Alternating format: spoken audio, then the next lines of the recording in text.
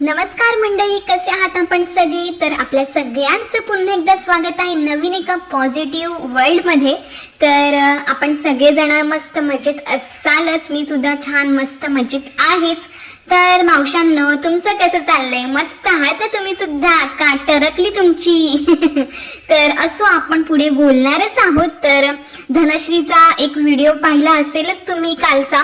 तर बोलतात ना, सत्यमेव जयते, शेवटी सत्याचा हा विजय होतोच होतो. कोणी कितीही पाय मारू दे, कोणी कितीही मागे खेचण्याचा प्रयत्न करू दे, पण सत्याकडे जाण्यासाठी एक पहिली जी स्टेप आहे ना, ती म्हणू शकतो आपण क्लिअर झाली असेलच. तर धनश्री, तुला तुझ्या ह्या संघर्षामध्ये नक्कीच यश मिळेल आणि तुझ्या या एका स्टेपमुळे अनेक जणांचं बोलतात ना आयुष्य जे आहे, जे हे लोक उद्ध्वस्त करायला निघाले होते ना, ह्या 4-5 चिंदीचोर बायका, तर आता तुझ्यामुळे त्यांचं सुद्धा भलं होणार आहे आणि खूप लोकांचे तुला ब्लेसिंग्स मिळणार आहेत. आशीर्वाद, शुभेच्छा, प्रेम सगळं काही तुला अजून भरभरून मिळणारच आहे.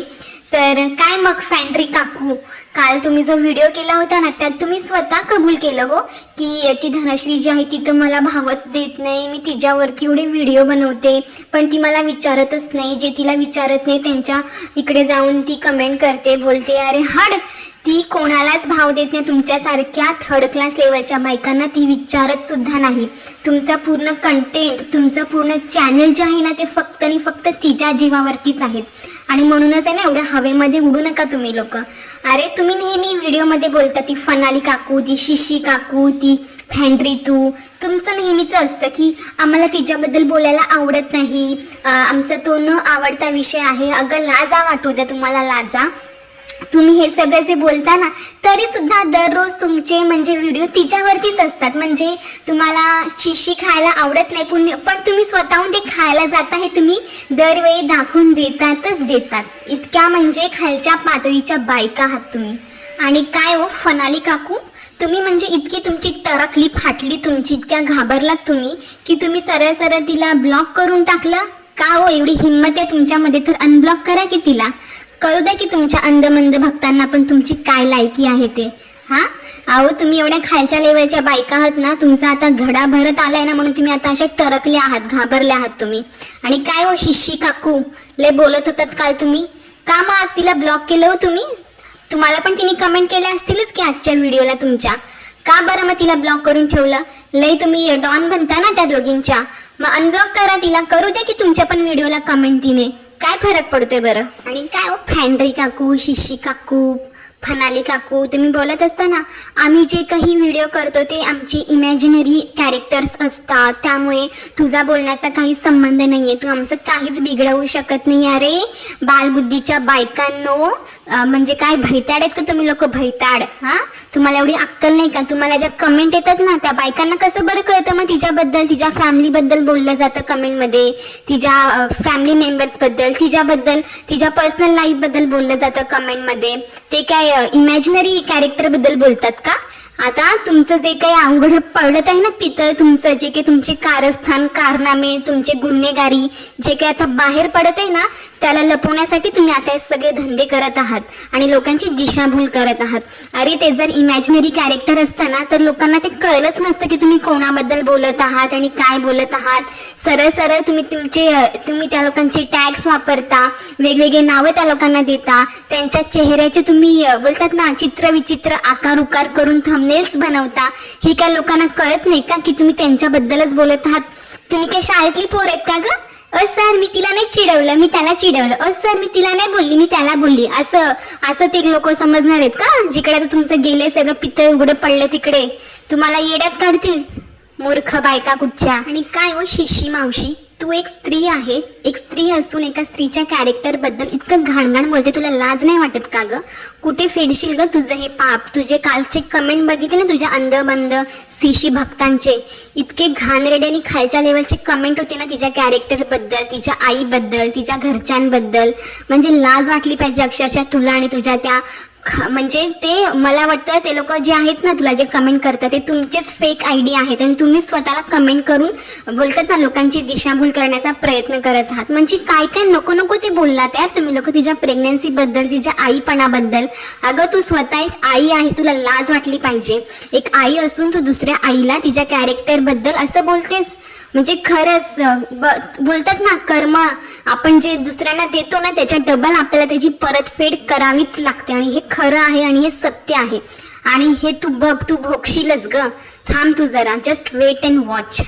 आणि काय तिने ते कमेंट केले त्याच्यावरती ह्या तिघी मिळून व्हिडिओ बनवता. म्हणजे ह्या लोकांच्या कंटेंटमध्ये काही दम नसतो, फक्त आपलं भुंकत राहायचं आणि तिघींचं कंटेंट अगदी सेम असतं. म्हणजे लोक ब्लॉगर्स लोकांना म्हणतात की ह्यांचं कंटेंट अगदी सेम असतं, तेच रटाय व्हिडिओ यांचे असतात. अरे तुमचं काय असतं? आज एकीने ह्या ब्लॉगरवर केला की तोच व्हिडिओ उचलायचा, कॉपी पेस्ट केल्यासारखं भुंकत राहायचं आणि लगेच तिसऱ्या दिवशी तिसरीचा व्हिडिओ येणार.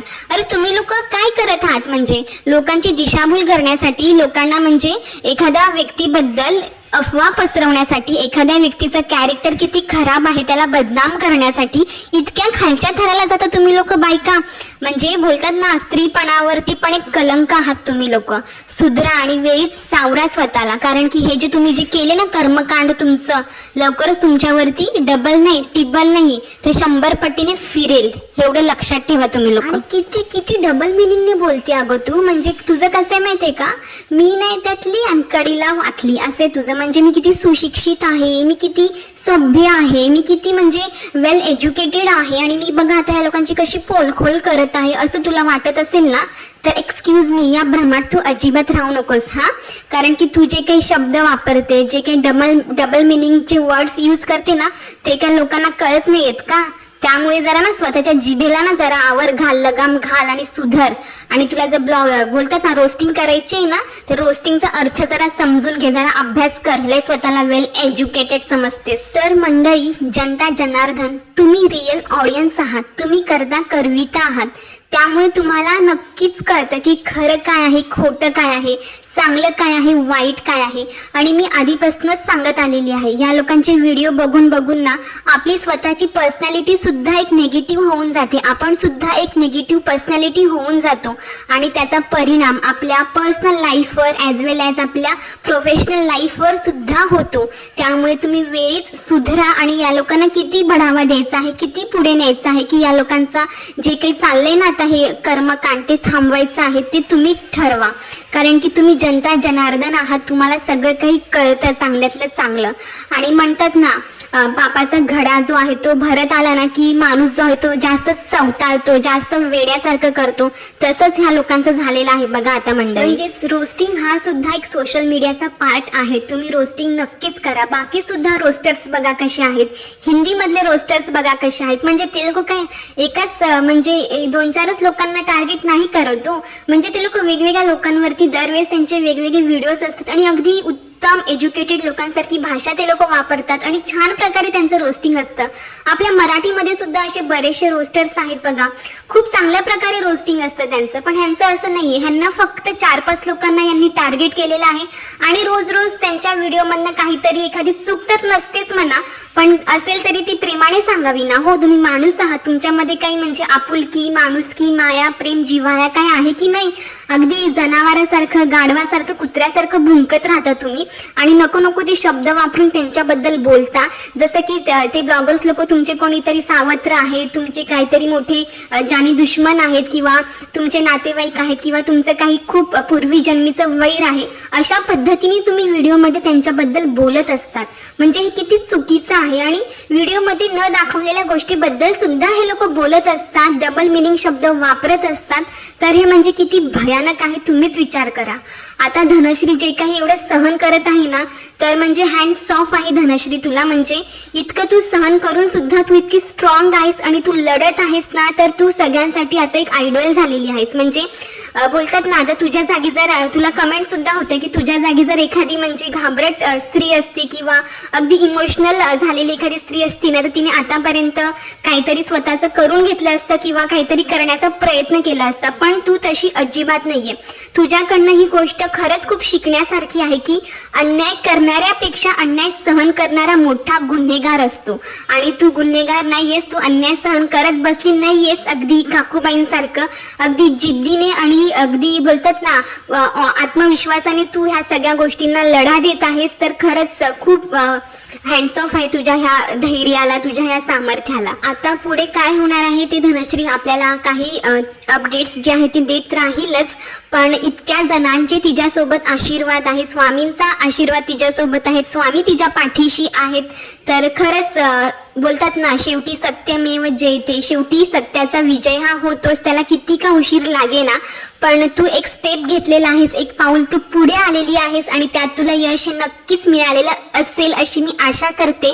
आणि प्लीज तुझ्या सगळ्या ऑडियन्सला तू अपडेट मधनं म्हणजे अपडेट देत राहा आणि त्यांना सांगत जा की जर तुमच्यावरती सुद्धा असं कोणी काही केलं किंवा तुमच्यावर जर ही वेळ आली तर त्यांनी काय करावं, पुढे कशा पद्धतीने डील करावं ह्या सगळ्या गोष्टींना.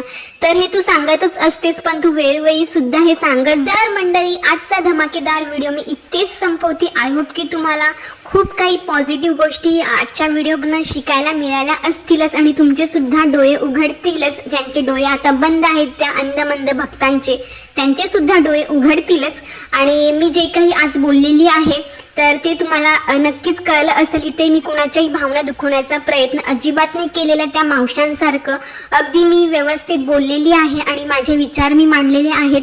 आणि तुम्हाला सुद्धा काय वाटतं ते मला कमेंट बॉक्समध्ये नक्की कळवा.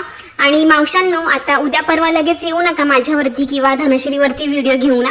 मला माहिती आहे तुमचं ते कामच आहे वास काढत येणं आणि भुंकत राहणं, तर तुम्ही ते करा. तर असं मंडळी, आजचा व्हिडिओ मी इथेच संपवते. भेटूया अशाच एका धमाकेदार व्हिडिओ सोबत. तोपर्यंत सगळ्यांनी आपापली आणि आपल्या कुटुंबाची काळजी घ्या. बाय.